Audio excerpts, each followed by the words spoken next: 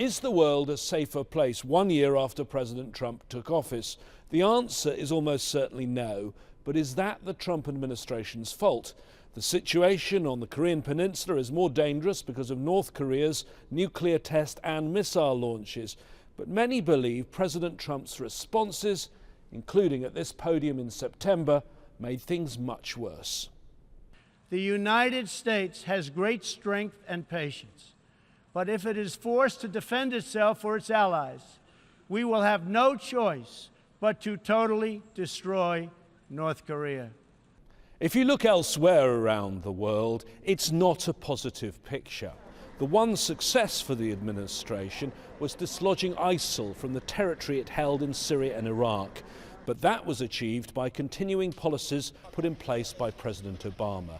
And where was the wider policy to deal with the civil war in Syria? President Trump intervened in April with a military strike on an Assad airbase in response to a chemical weapons attack.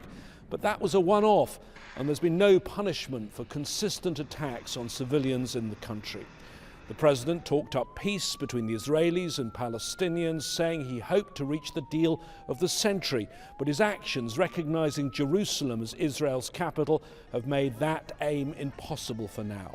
As well as visiting Jerusalem, President Trump went to Saudi Arabia, a visit that Saudi authorities may have felt gave them the green light to blockade their Gulf neighbour, Qatar, to intensify their campaign in Yemen and to launch an internal crackdown with many princes put under arrest. Experts say it's part of a wider pattern. Countries no longer fear US condemnation on human rights in the way they used to. Trump is not a leader on human rights.